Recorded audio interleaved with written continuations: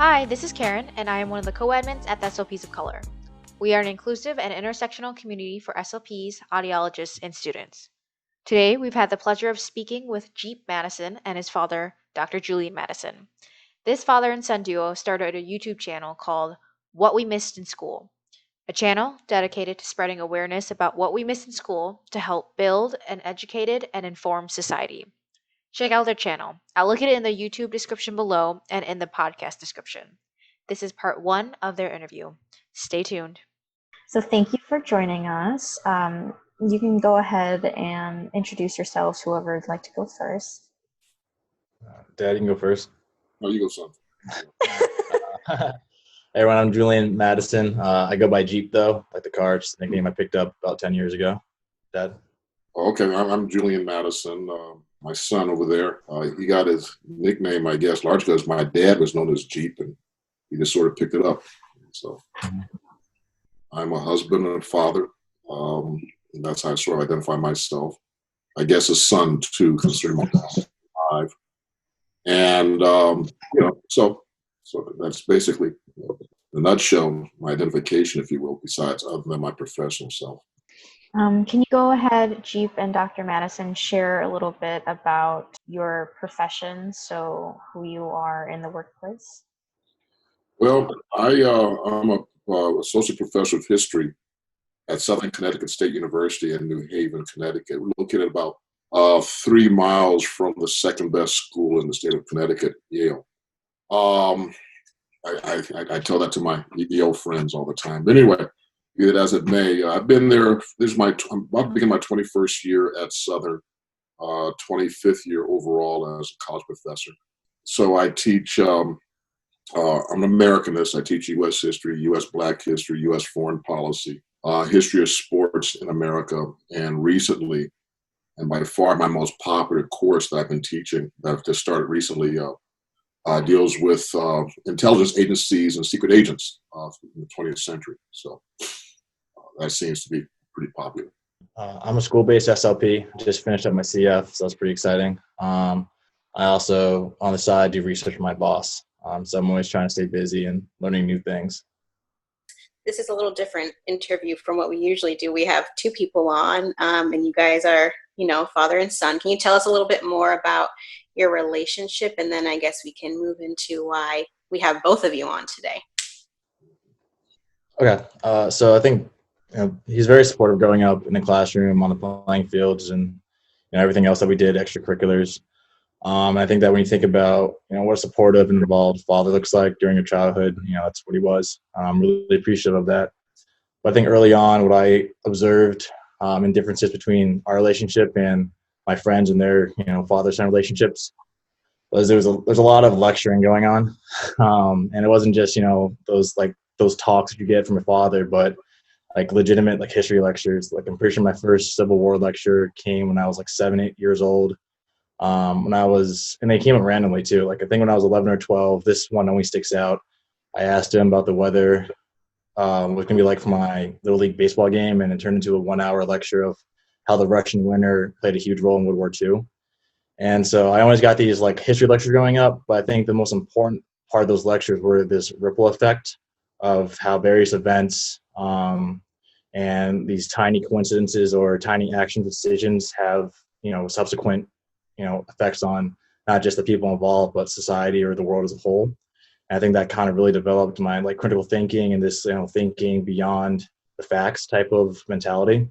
And so I think when I hit 13, I kind of developed my own personality, and, we all kind of develop our own experiences and perspectives, and I guess my own background knowledge based off what I learned in school. And from him, he and I saw our relationship kind of evolve into a more mature and discussion-based one that, was, I thought, built on, a certain level of respect, understanding. So, whether it's about sports or historical events or current events, we discussed this. I'm 13, 14 years old, and I would, bring a different perspective or, disagree with something, or if I happened to make a good point, he would acknowledge as a good point or say, I'd never thought about it that way.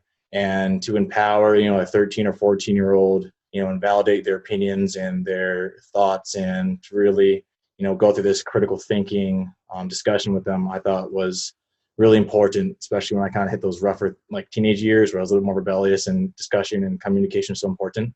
I think that, you'll find a lot of adults have this type of, built on respect relationship with their parents. But my father and I have had that for a solid, 12 or 13 years now. And I think that just kind of describes our relationship, and just how I always had to be mentally on it, or like ready to, really use my brain, which can get exhausting for, a little kid or teenager, but I definitely appreciate it now more than ever.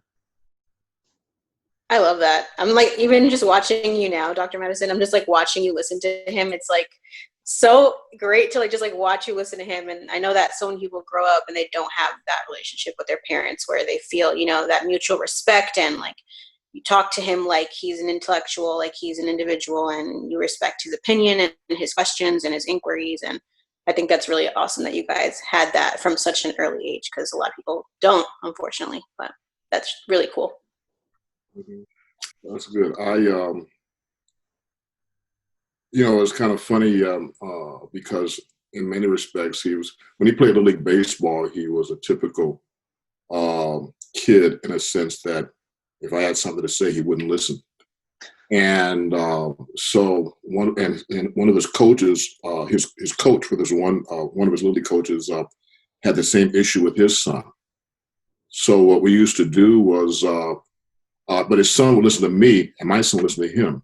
So I would tell his coach, look, tell Julian this, what he's doing wrong here, because they won't listen to me. And at the same time, he would ask me to tell his son a certain thing. So his son would listen to me, Julian would listen to him, and that's how we were able to get our point across. But we finally got to a point where a lot of things, I think from that perspective, maybe some others as well, Julian realized that he and I were saying the same thing. He began to listen to me when it came to advice, but he also struck me really from the time he was maybe 12, I guess, as a pretty deep thinker. And I remember one time he came to me. We sat down in the kitchen. It was at night, and he got into why are we here? What is life about? What is the purpose for our being here? Something I hadn't really thought about. I thought about when I was maybe 18, 19 years old. He's 12, I believe it was, coming up with that. And that really impressed me. And, that's something that none of us had the answer to, but we did have a discussion. I've always tried to be supportive of him, and I've never tried to put pressure on him to do things. If he had an issue with school, or the case may be, I always wanted to make sure that that I would listen and to be supportive of him, because one of the mistakes that my father made with me was to expect me to be like him, and I did not want my son to be like me unless he chose to be like me, which in many respects could be a big mistake anyway. But he chose his own path, and that's what I wanted him to do all along. So I always made a point to listen. I always try to be the supportive father. So I tried to get to as many of his games as I could, whether it was in high school or college. If he was in a play, I was there. If I had to criticize him, I would. He always understands that any criticisms of me, he doesn't like being criticized, and none of us do. But he also understands, though, that when I do criticize him, and I rarely do these days, but any criticism was meant, from the heart. It was from love and the fact that I want what is best for him, but I never try to impose anything on him other than, the very basic things about being honest with people and, things like that, be ethical. But other than that, though, I wanted him to go his own way. So even though I enjoyed, for example, athletics, I never really pushed him to be an athlete. That was something he chose to do himself. And then I worked with him on it. Anything he wanted to work on, I was always, as best I could, helpful. And so whenever I could. And I try to do with all my kids. So I'm particularly proud of him, though, because the way he's turned out. So one other thing, too, I may point out, and that is that his sister and younger brother are great writers. And Julian Jeep always had the ability to write, but he was not a good writer at first, but he really worked at it. And right now, he's a better writer than one in the family. He really worked. He worked hard. He's a great sense of humor. I love his humor. And indeed, there are times I keep thinking he's in the wrong field. I really believe that he should be doing stuff at ESPN or something like that. Videos for them. He's really that good. So I'm quite proud of him. That's great. Awesome. Thanks for sharing that, guys. Of course. So leading back to your developing relationship and how both of you had anticipated growing a stronger relationship with each other and having that mutual respect, I know that the reason why we'd reach out to you for this interview is because both of you have unique perspectives to bring to the table, which you've now translated into a YouTube channel.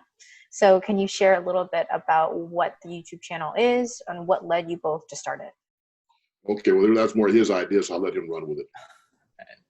Right. So I think in college, my father and I, with our discussions, I eventually became pretty critical of the American education system as a whole. And that's a different discussion altogether.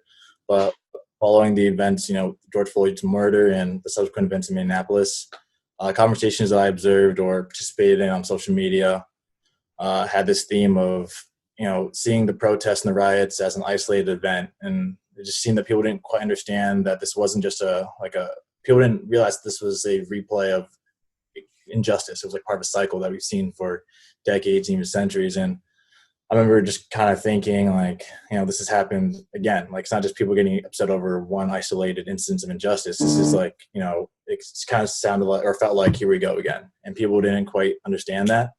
And so after, a couple of weeks of, complaining about, people not seeing the whole picture here and understanding, this concept of cause and effect that, was just ingrained in my own head, I realized that, by sharing my discussions and conversations with my dad and his lectures that, people can get a better picture of it. And if they come to a conclusion or develop an opinion that doesn't agree with my own, at least it's one that is informed and educated and they have all the facts. You don't have to agree with me, but at least, have the same facts and the level of, understanding that I have. Because I think that's when you could have a discussion about it, and that's when you could present your different opinions and perspectives. And so the channel was actually my sister's idea. She said, if you're going to do this and really dive in, give it its own platform and its own identity. And after, she argued that my name was a bit not fun enough, we had a little vote on my Instagram page. And so we named it What We Missed in School, because it's going to cover what we missed in school, what wasn't presented to us, whether it was left out or completely just, lied about. Because I think that that's something that, obviously there's a lot left out in American history classes, but from day one, you're taught that Columbus discovered America and he was the first one there. And even that in itself is a lie. And I think that, when we're talking about, what we missed in school, there's so much, and who knows what we're going to go after, this is all eventually over, however long that takes, but there's just so much that we just weren't, taught, whether that's related to, Black people or women or, foreign, policy. And there's so much that we just weren't taught or taught correctly. And, the whole purpose of it is to educate and inform people. And I think that, by sharing this resource that is my father, people can hopefully start, as we progress, they see that, 2020 and 1960 aren't just isolated events, but you have 60 years in between them where very important things happened. And, 1960 and 1860, after the Civil War, you have 100 years of events, important things that happened. And, then you even go further back, 1860 to how far back you want to go. I just want people to understand that it's all connected, and the events of yesterday affect the events today. And that just keeps on happening over and over again until suddenly you're 60 years on the line. And I think that's just kind of the origin of the YouTube channel and our, objective in all of this. And I think we started doing mailbags where people send in their thoughts and questions, because once again, we're trying to cause this, cause and effect type of, thought process in people. And if you have a question or comment or thought, you can submit it to us and we can discuss that content. And I think that's important to, when you have a thought or a question, to have it answered or discussed. And I think that just kind of encourages or keeps you thinking. And that's, I think, overall the main purpose of the channel and why we're doing what we're doing.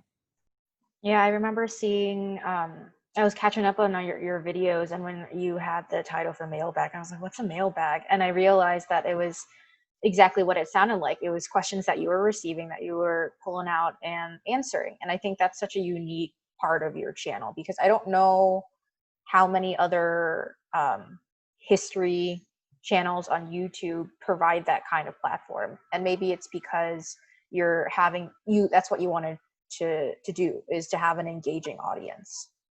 Yeah. Exactly. And I love when I saw like the title of your page, because it just reminded me of that book, Lies My Teacher Told Me, that one about, and it's like what I missed in school. It's like, it's kind of just an extension, because we know the things that we've been told, but we don't know their lies. But then there's all this other stuff that we're not taught.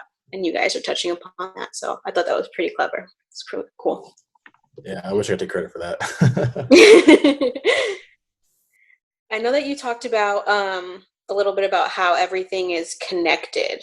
And that's kind of like one of your big, themes, especially with your YouTube channel and just in life. But like, how do you strive to incorporate that, particularly in your YouTube channels or on your platform together? Well, I think we're still kind of finding the best way to do that, just because these discussions, these lectures are pretty informal. But I think that I pretty much told my dad, like, hey, can we at all conceptually connect this to what's going on today? And so every now and then, mainly towards the end of episodes, he'll say, this is a theme that we see today.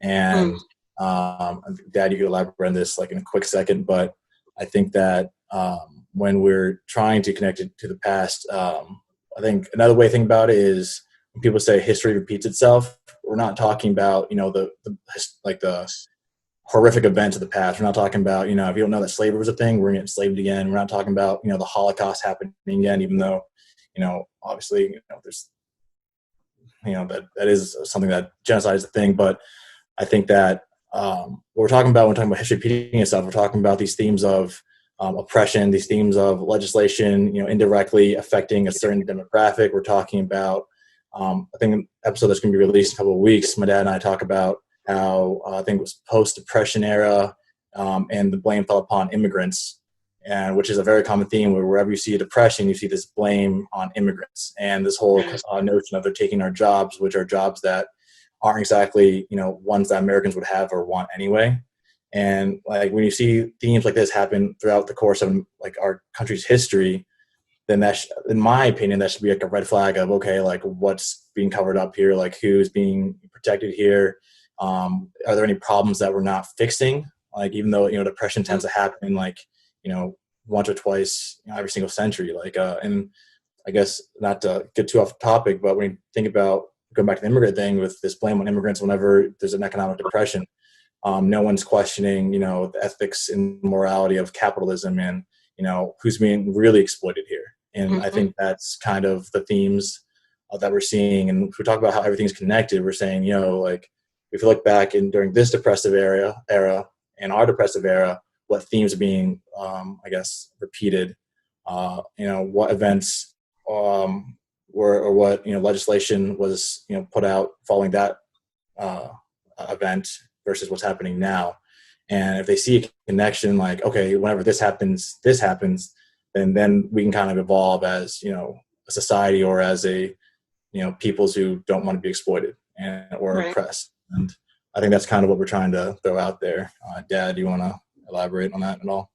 Well, I have not had the courage to do this, at least not yet anyway, but I have considered teaching an American history class where I start today and then go backwards, decade by decade. And the idea, and I've thought about that, the idea that, okay, people can relate to today, but it's hard to start, say, the American Revolution, for example, and see how it relates to what's happened in the year 2020.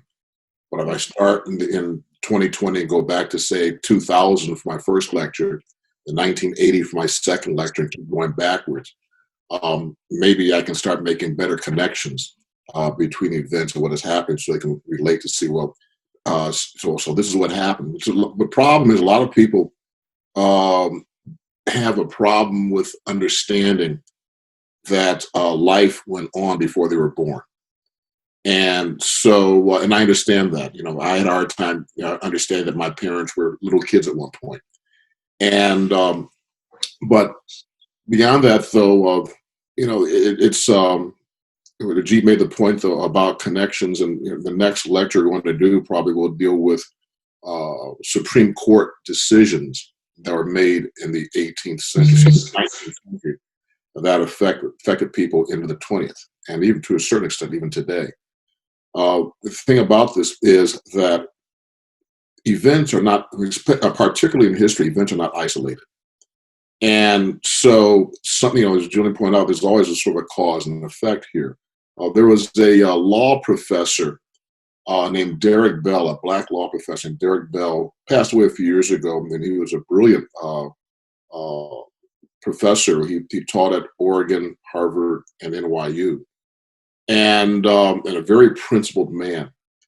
And one of the things one of his basic themes was that racism is at the root of many laws that were and still are being passed today.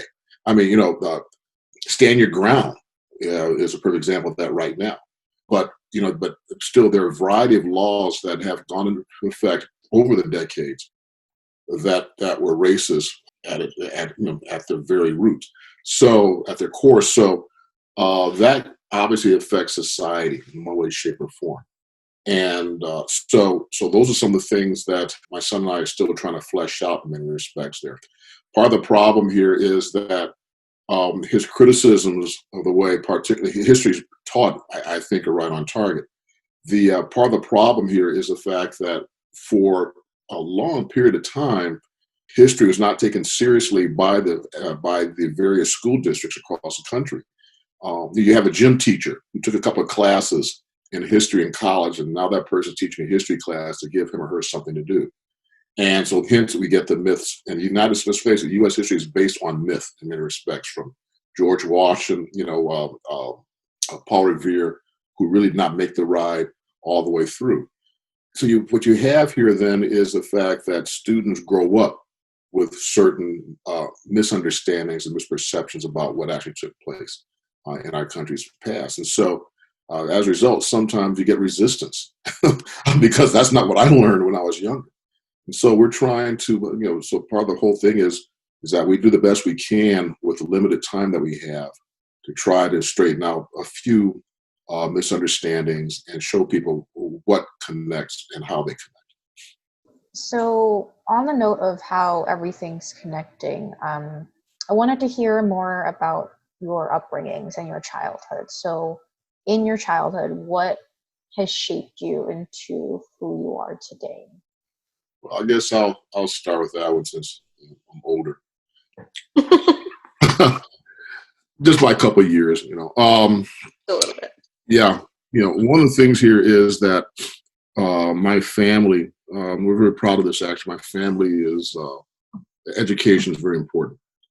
Jeep and his three siblings all have their degrees. His parents and his aunts and uncles all have on my side of the family, have their college degrees. His grandparents, my mom, my dad, and their siblings all have their college degrees.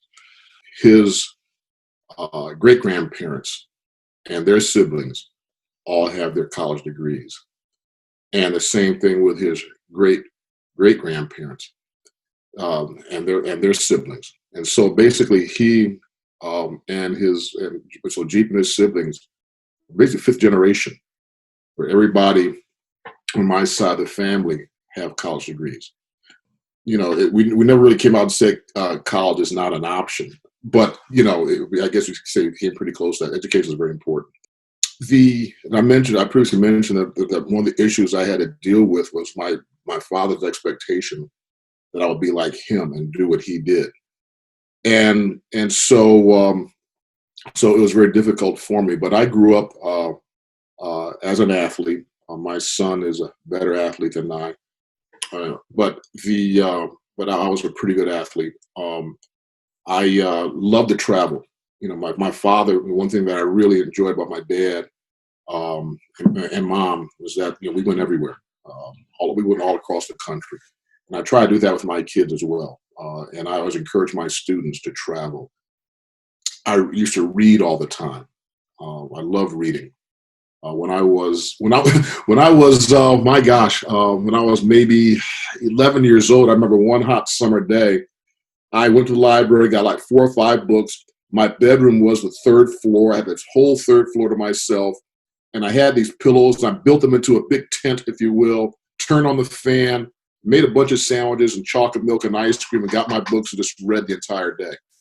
And I love to read, and so it was something that that was very important to me. So growing up, that was my environment. Travel, reading, getting involved in sports, particularly baseball was probably my best sport.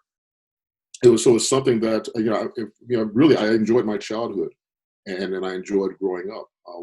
So it was a lot of fun for me.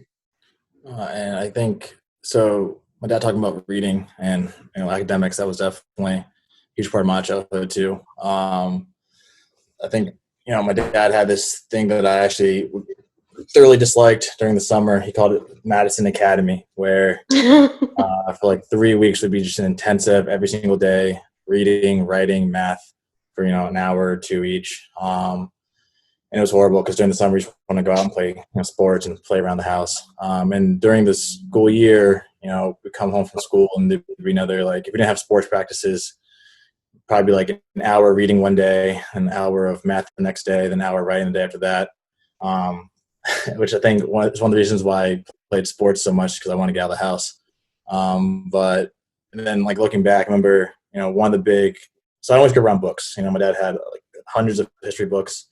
And I remember one of the days he was so excited to come home from school, and there's these huge boxes like in the living room. He was like, guys, come on. So he saw my siblings around him, and he like opens the boxes and pulls out like the World Book Encyclopedia, like for that year. He's like, these books have everything. And so like he taught us how to look up things in encyclopedias, and from early age he was looking at things in dictionaries. Just essentially he was just teaching us how to access information before Google knew absolutely everything and we had smartphones. So that was a huge part of my childhood. It was just, books, finding information, knowing your resources, and just really heavy importance on academics and education. And I think that, something else he kept telling us was, he wasn't shying away from, I guess, social issues and, the elephants in the room when it came to, being a Black man, or I'm also part Filipino, and that's recently been a huge part of my identity these days, but just being a minority in America. And his whole thing with how you present yourself, how hard you work, don't let them label you. When I went to this private high school, I was the only Black kid in my freshman class, and he, every single day leading up to the first day of school was, hey, do not let them label you as an athlete. You're there as a student athlete, not an athlete. Because they did recruit me for basketball, and his whole thing was, don't let them identify you as, oh, he's here to play basketball. And his importance on wearing a shirt and tie, looking looking the part, or dressing for the job you want, dressing to be show this type of image, because you're not going to get the benefit of the doubt that someone wearing sweatpants and a cutoff t-shirt might get, who happens to be white. And his whole thing was this importance of self-image, and not only projecting this certain image, but also backing it up with what's in your head. And I think that was that plays a huge role in, like, I guess, where I am now and who I am these days. And we grew up in New England, so it was a pretty progressive, relatively progressive area in the country, which really helped out my development. And it definitely shielded me from a lot of different experiences I would have probably gotten in other places in the country.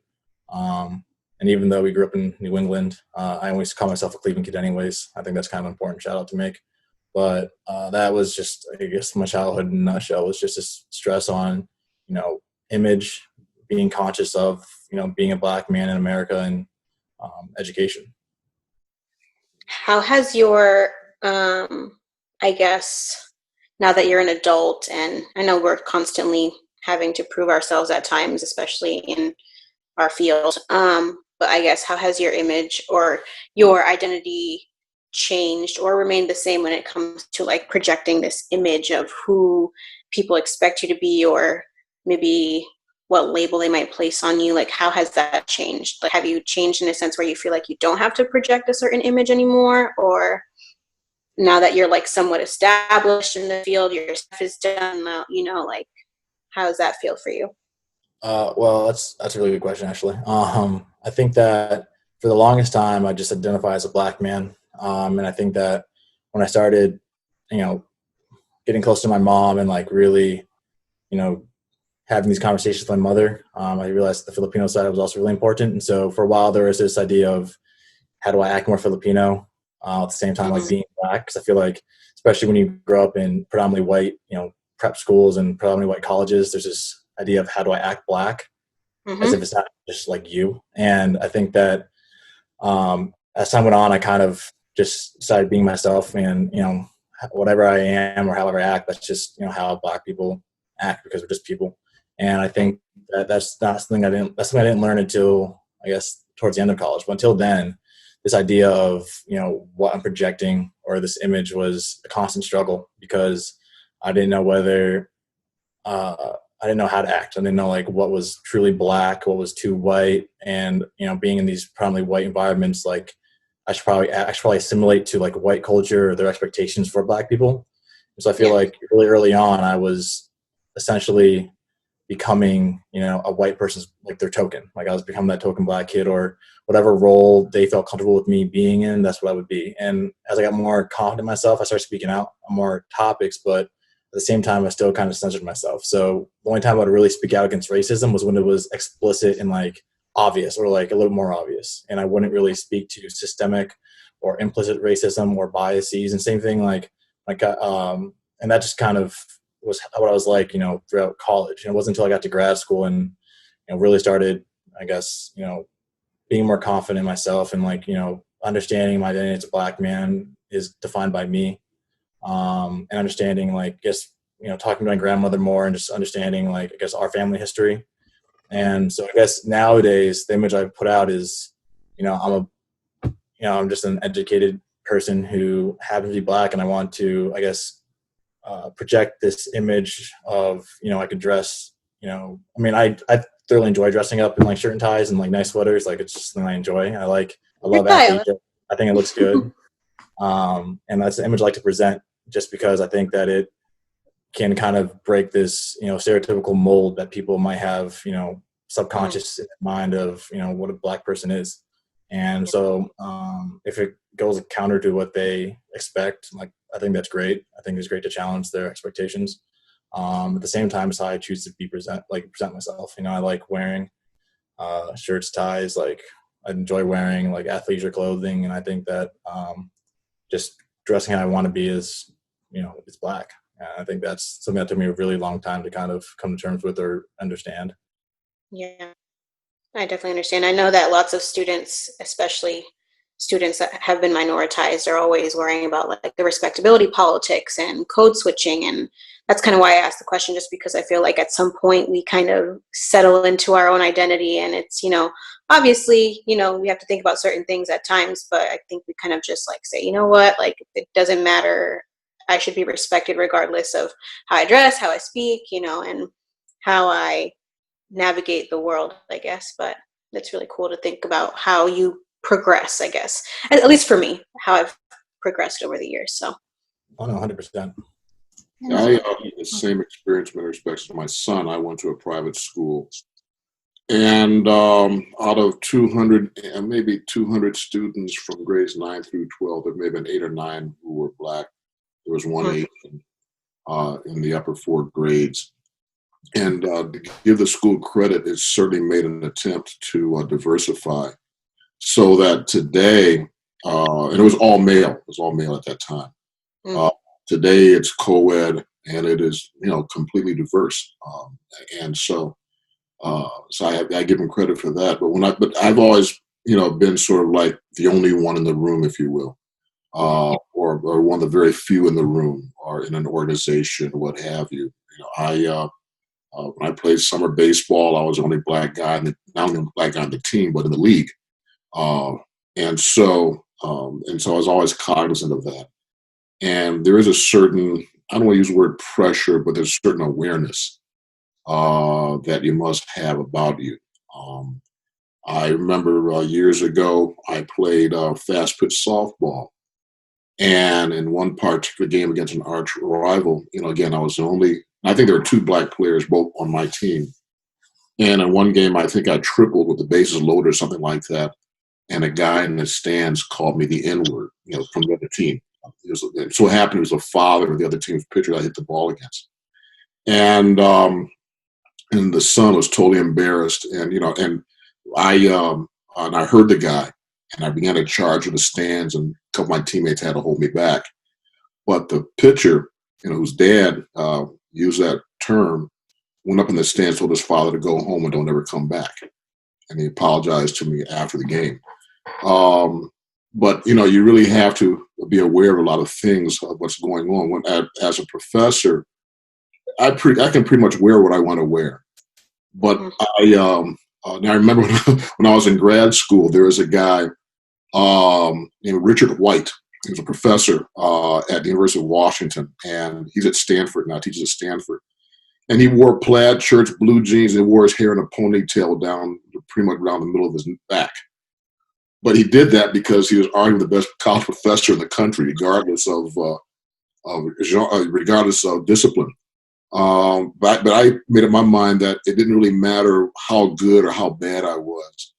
I had to sort of present myself a certain way, something that I'd rather not have to do. But I remember, though, I had one student come up to me, and she told me that I was the first black teacher she'd ever had. And then I realized that, so not only was I influencing, trying to, sort of make an impression on my colleagues, but also my students, black and white. And so, and I remember I had a couple of black football players on my team who were doing a horrible job, that they were coming to class not just late, I mean 20 minutes late, and cheating on their exams and things like this. I knew what they were doing. I said nothing until after they failed their exams, even though they tried to cheat, or one of them tried to cheat anyway. And so the dean gave me a room that was soundproof. And although I don't swear, I used every 4, 7, 12 letter word I could think of in chewing them out. And, and I realized that I had a certain influence that I can use, particularly with my black students. And the way I behaved, the way I dressed, the way I acted, the way I did certain things, I thought could be quite influential. And one of the things that I told them, and I spoke to them separately. My voice was hoarse by the time I was done yelling at them. But but my message was: you have an opportunity to show kids in your neighborhood where you're from what is possible, and so that's how I sort of carried myself as well. Jeep made the point a few minutes ago about being the only black kid in the 9th grade, and he got this invitation to apply because of the fact that he had this great basketball game against a really loaded basketball team. And the coach of the other team was so impressed with Jeep's performance that, he insisted that he apply to go to that school for 9th grade. And as he said, I told him, they want you here to play basketball. You got to show them you're a scholar. And that's what he did. And that is the message that I try to give to my students, my black students as well. And as far as my white students are concerned, I try to do what I can to have them understand they're all in the same boat. We're all Americans here. We're all human beings here. That is Americans if you're from this country. But in the end, we're all, citizens of this world. And so I have gotten to a point where with my white students, they trust me enough. So they come to me and they confide in me about very personal issues. And so I find that very important here. So, and I got to believe that a lot of times it's the way I sort of carry myself, which it really comes naturally anyway. It's something that does influence them. So my kids, all my kids, therefore, have listened to varying degrees. They all have their own personalities, of course, and their own ways of doing things. But they understand, though, in the end, something that I said to especially my youngest, and that is, you meet the same people on the way up as you're the way down. So, the way you treat people is going to be very important, no matter what your circumstance is. That's great to hear from both of your perspectives, especially as someone who's been established in their field for quite some time now, and how you kind of take on the role as a professor, a Black professor, teaching students of all different, races, ethnicities, and how you've been able to kind of still influence people from all those, demographics. It can be tough because when I got to Southern Connecticut State, there is a guy who's since retired, and he was the only Black professor in the department for like 15 years. Wow. And so when I applied for the job, he told me that the way things are going, they were going to hire a white professor to teach what I was teaching, or what they were hiring me for. And he insisted on a Black person. And one of my colleagues, one of my current colleagues, but was there at the time, said, "Well, yeah, we'll consider a Black person. We'll, glad to hire a Black person if he's qualified." And I'm like, I did not get my PhD from the back of a cereal box, and Right. So that's the kind of stuff sometimes you have to deal with. And he may not have meant any harm by it, but and he and I are actually pretty good friends right now. But the point though is just that you really have to fight a lot of battles in order to get to a certain point. And one of the issues I had to deal with that because of the color of my skin, whenever someone wanted to have a committee, we got to have a Black person, call Julian. And one thing I had to do was learn how to say no. My first few years, I didn't know how to say no. You try and make an impression, you want to get promoted, so on and so forth. And but if I just got to a point where I got to say no, and no means no, and because I can't do everything all the time. I've had and I made a conscious decision that my family, I got to work in order to take care of my family. My family comes first, and so I sort of stuck to that. Thank you for sharing that, Dr. Madison. I feel like your identities have played such a large role in impacting the way that you work and the way that you interact with your students and colleagues. And it seems like because of your identity as being a Black man, you have these extra responsibilities and these extra roles that you have to play, whether or not you wanted to. Like you said, you were being spread thin, and you had to establish very firmly, like, I know this is not what I want to do, or maybe this is not, you don't have the time for being able to fulfill that. Right. So in regards to your college experiences, how did both of you decide to join your respective fields? Well, in my case, it was kind of funny. Well, maybe not funny, but it was kind of funny because I did not do what I wanted to do originally. And in fact, I had so many interests that I just could not decide on anything. But I was at one point working in Seattle for Microsoft, and my father died in 1989. So I had a very difficult time dealing with his death. So I went back to Cleveland. I took a leave of absence.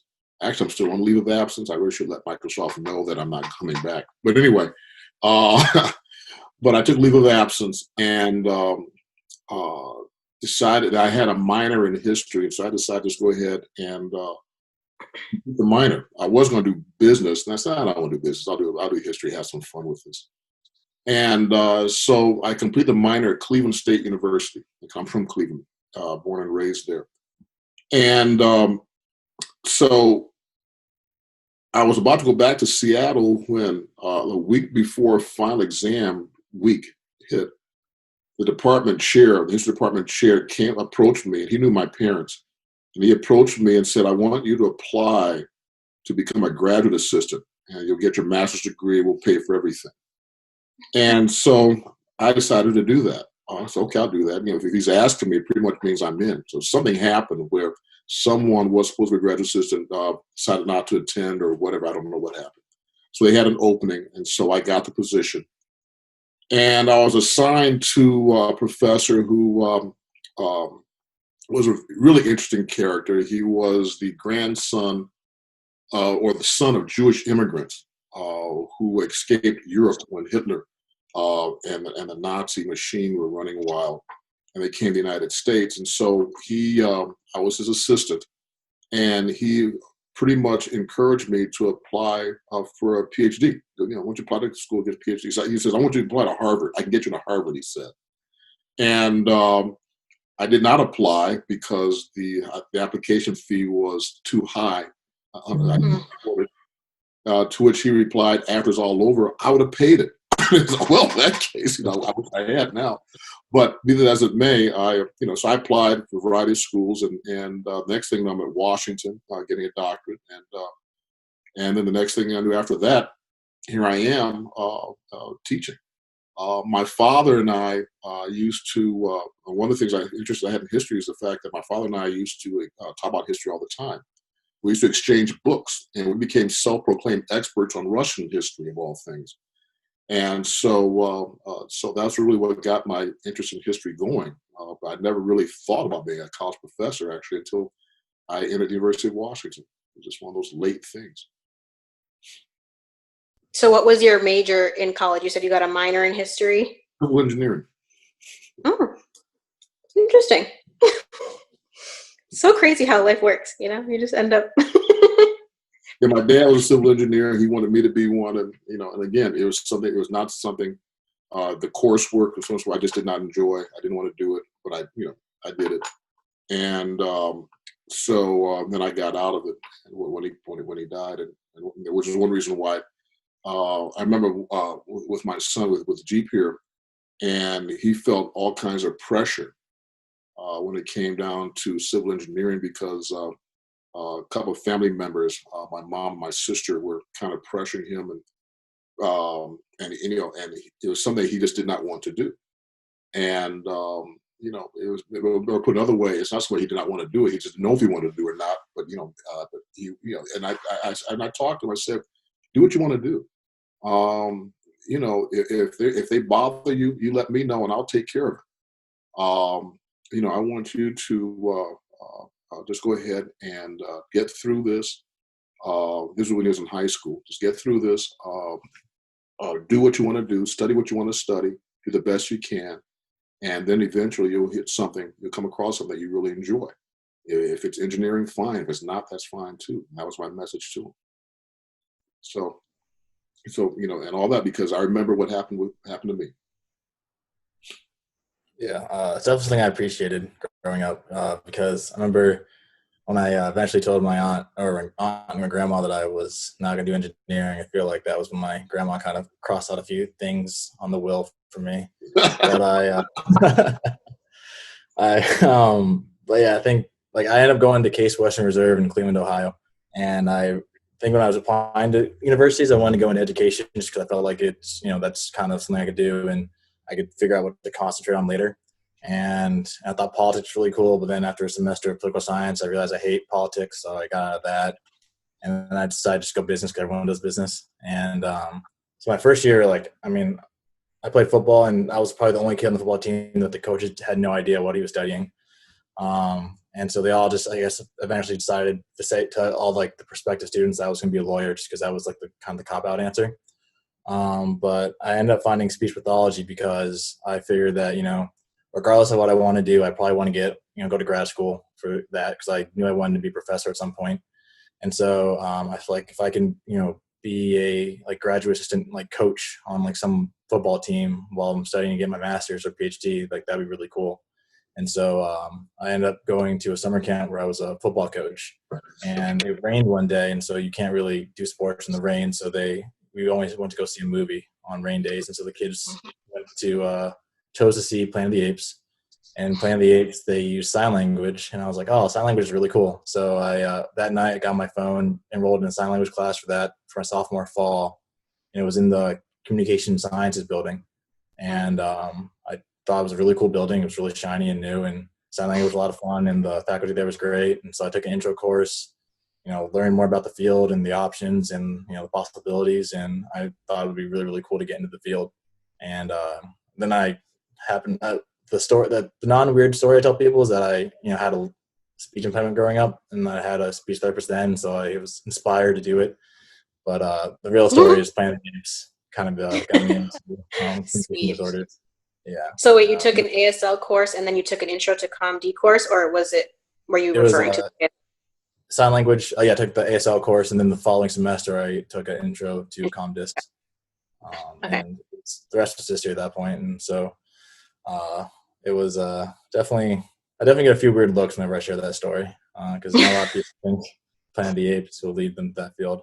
And then I went to UMass for grad school and loved it. That was kind of where I developed that network of other SLPs. And my cohort and I were all super close. And the professors there were really diverse in their personalities and their areas of study. And it was just a lot of fun just being around those people. So I definitely enjoyed UMass and Case Western equally. I don't know if you had the same experience, Karen, but that Intro to ComDisc course is what hooked me too. Just like you, I was like, okay, this is cool. Like, I don't know if the same thing happened to you, but I can definitely relate to that. Yeah, I don't really recall how I really got into the field. I feel like I have so many different versions, kind of like GP mentioned, like, oh, I have this non-weird version, the traditional route, and then you have, the real reason. So I'm still trying to ponder how I really got into the field. I mean, I stumbled upon it, but I mentioned that in a different episode. So. Yeah, I was a pre-med dropout, so there's that. Oh wait, actually, people stumble upon it, which is, I think, a problem. I feel like it should be marketed better. Yeah. I had to like go, and they're like, I think you might like this because clearly you're not doing well in the other one. And I was like, okay, cool. Yeah, on that note, now that you had mentioned that going into between fields, you said you were a pre-med dropout. I actually went into school wanting to be an anthropologist. Also, Jeep wanted to eventually get my master's or PhD, and I was like, anthropology, cultural anthropology, that sounds amazing. And I thought, like, maybe, I don't think that's a very lucrative field, and I'd probably be doing a lot of paperwork and study versus engaging in different cultures and learning about them. And then I thought, well, maybe I can go into anthropology for undergrad and then go into prosthetics and orthotics for engineering. And so that was kind of my pathway, also not very straight, but somehow now we're all in the same fields. I'm always amazed when someone like knows like in high school and then they go for undergrad and then they go for grad school. And I'm like, how did you even know this existed prior to? Because I had no idea. Right? I had no idea.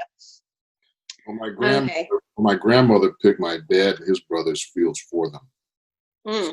So my uncle, who just turned 97 last week, she told him, "You're going to be an architect."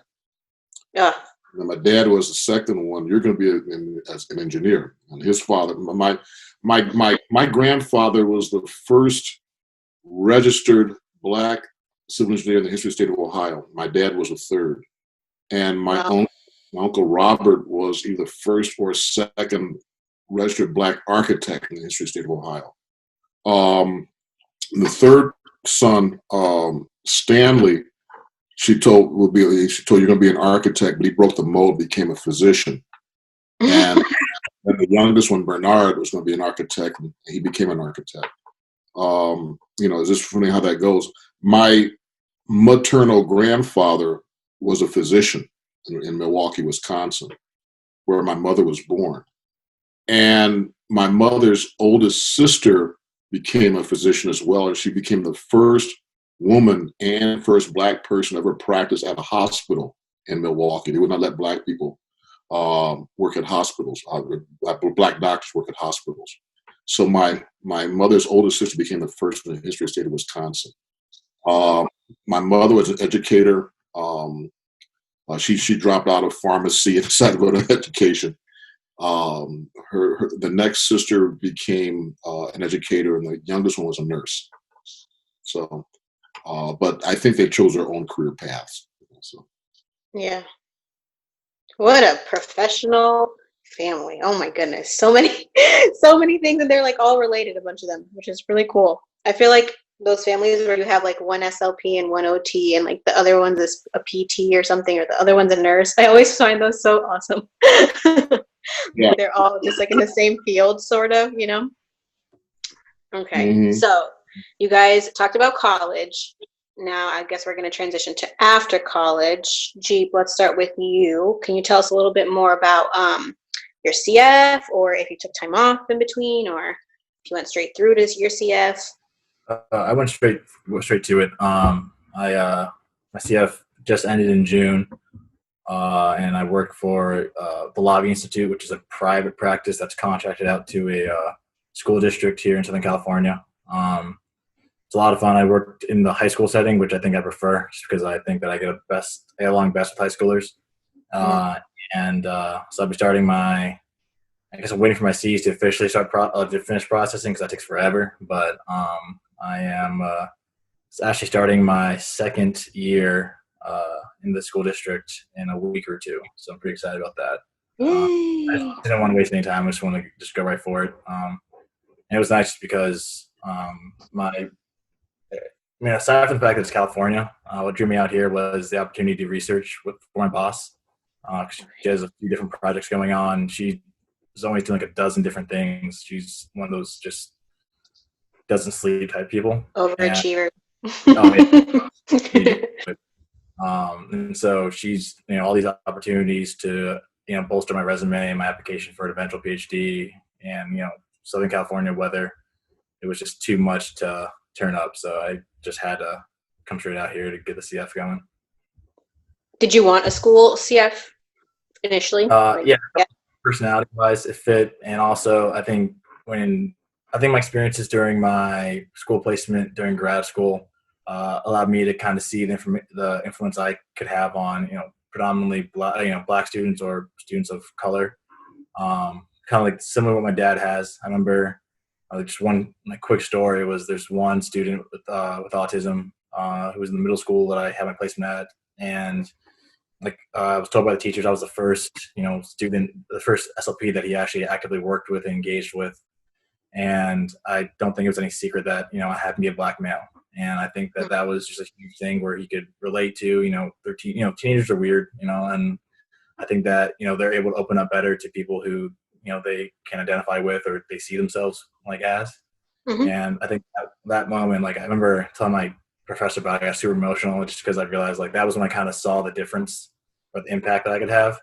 And I mean, I would love to work in a medical setting, or think about, once I get my C's officially, going for some sort of weekend per diem in a medical setting. Because I think it's so cool, that part of the field as well, the neuro side of it. I know that you guys think it's pretty cool too, and I love hearing your stories. But I think the school setting is definitely where I can make a really big impact. And I think that, when I get to the next, eventually, hopefully become a professor, I could kind of, impact the next generation of SLPs as opposed to just, the students that I'm helping. So that's kind of where I'm at and where I want to be.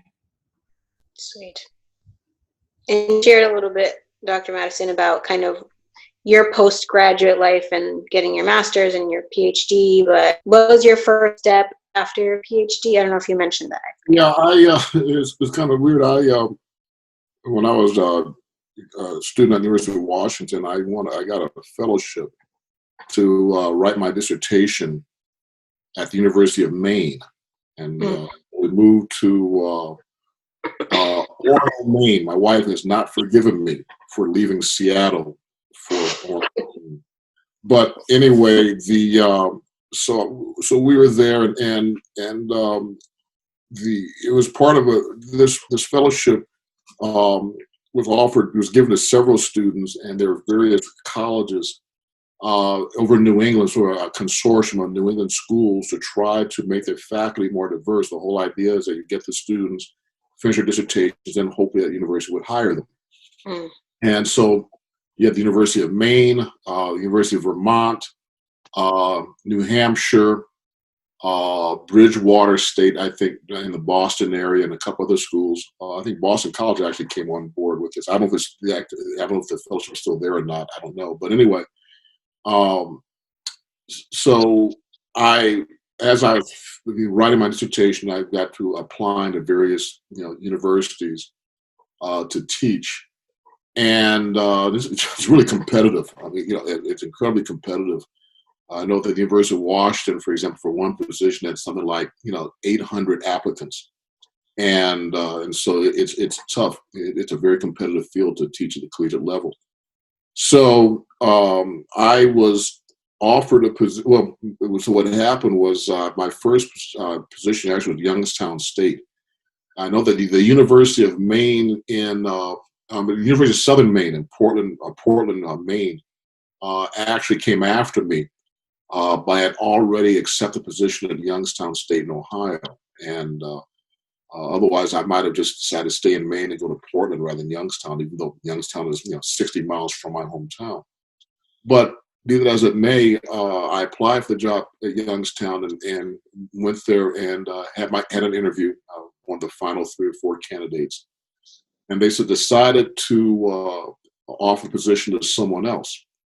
And so the chair of the department made a mistake of calling me to let me know I did not get the job before they got a decision from that other person. Oh. The other person eventually contacted them and said that he accepted a position at Notre Dame. And so that left him in the jam. So he called me up, left a message on my answering machine, and he sounded really down. And because apparently he was heavily criticized by the rest of the department for telling me that I didn't get the job before they got a firm answer. So I called him back, and he told me that the other person turned them down, and he's offered me the job. And I started letting him twist in the wind. So I said, "Well, I'll call you back in 3 or 4 days." So I did. I called him. About 5 days later, I called him back and accepted the position. And he screamed, "It's snowing outside, but the sun is shining." So anyway, so that was my first job. I stayed there 4 years. Youngstown's a very strange place. It's about halfway between Cleveland and Pittsburgh. So half the town's Pittsburgh Steelers fans, half the town's Cleveland Browns fans. And they get quite violent in Youngstown when it comes to the fans of these 2 teams. But I decided that the pay was not enough. And there was some strange things going on at the university at that time. So I decided to apply and go elsewhere and end up at Southern Connecticut State. So I've been there ever since. Yeah, so Well, what a journey. I almost got a job at the University of Montana. I was that close. They literally flipped a coin between me and someone else. By the time I'd have gotten the offer at Southern Connecticut State, and I figured my family, I think my wife and kids prefer New Haven, Connecticut, and its proximity to New York and Boston and Philadelphia, places like that. And then Montana, even though Missoula is a nice town, but in the middle of nowhere. So it was the right choice. I'm glad to hear that you are both pursuing places and work that you love. So I guess it's never too late. It's enjoyable. It's enjoyable. And I love my students. So I'm glad to hear that we still have passionate professors and clinicians in the field.